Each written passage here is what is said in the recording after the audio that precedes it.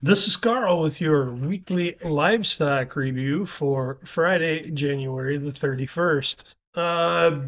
Kind of a big week of news in the livestock this week. We started out, this kind of went over, didn't really get a lot of attention, but China listed several red meat importers that it was going to place bans on, U.S. not listed in that.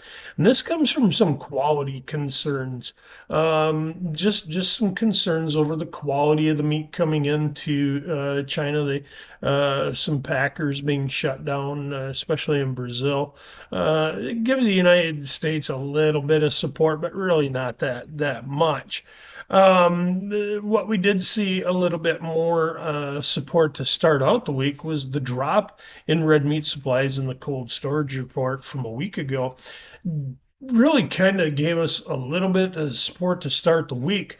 But as the week went on, we saw a shift in the entire mindset of the livestock complex, mainly in cattle, getting a little overbought, a little overextended to the upside. And I realize I've been preaching this for some time, but trade is starting to pay a little bit more attention to these weights. And again, I've been preaching about these for nonstop, it seems. I'm sure you're sick of it, but here's where we stand on cattle weights right now. Carcass weights.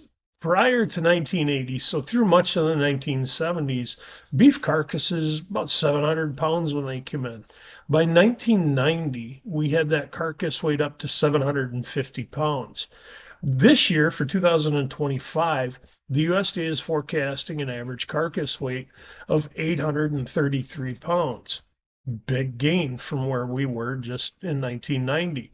Here's the deal. Our average carcass weights are actually running 927 pounds for an average, 41 pounds higher than last year at this time. And this is where we're averaging. So we're even 100 pounds above what the USDA is projecting. All of a sudden, packers are looking at this and saying, you know what, we have some uncertain demand in front of us. Maybe we don't need to be running this market up. You started to see some pullback from some of the packers as the week went along here. There is a big spread between beef production and cattle slaughter, and it's widening, and trade is starting to come a little bit more to grips with that. Not saying that we have, ample supplies, that we're running over with beef, but our red meat inventory at the end of December showed a build from November. Now, a lot of that is seasonal, but you got to ask yourself if we're starting to see some consumer pushback as these higher prices start to filter through the retail chain.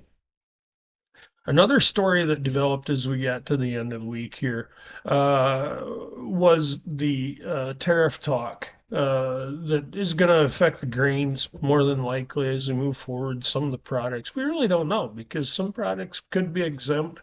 Here's where we're looking at. These are going to affect red meat too. Mexico is responsible, or in 2024, their market share of U.S. pork exports, 32.4%. So just about a third of our pork went to Mexico last year. Canada took 8%. Here's the other thing that the livestock industry is looking at, and this weighed on hogs as we went forward. You got a lot of feeders in Canada saying, you know what, we will just ship our feeder pigs, our small pigs in the U.S. and raise them there and finish them out in the United States because then the tariff will be less if there's a tariff. We just don't know what's going to happen from this point moving forward in tariffs. And really, I want to say this about the tariffs and kind of put it to bed for this week. I fully do expect President Trump will sign the tariffs into law. Whether or not we enact on them is a totally different story. And that is for the red meats, that's for the grains, that's for any product we have. In print, we could see a tariff put on Canada, Mexico, China. I mean, he's considering them against everybody. Putting them on paper looks good, but whether or not you really enact on them and pressure, some of your leading states that you have, different question. I'm just saying, I don't know as if we'll see them followed through on. The other thing this week, we did see a big rebound in the red meat production as we got into Friday. Weekly hog slaughter was up 3.9%. We had improving weather. Pork production up 4.1% in week four, 562.9 million pounds. Cattle slaughter steady on the week, 60,000 head, 526.4 million pounds is what we had come through of beef. And then, of course, Friday afternoon here, we got the cattle inventory report. And this was as of January 1st, U.S. cattle inventory. Total cattle inventory was 99% of last year at 86.7 million head. Total cows and heifers, 100%. Beef cows, 99%. Dairy cows 100%. Basically go down everything 99% of last year. Heifers, beef replacement heifers 99%, dairy replacement heifers 98%. That was down 2%. I want to keep just a touch. If we're going to look at anything, that might be one we would want to look at. Also, the beef cow inventory at 99% of last year. A year ago, that was 98%. Now, that's only 1%. Doesn't seem like a big move at all. Does verify we have less beef cows going into the slaughter, which is something we've been looking at. Other than that, like I said, pretty much everything.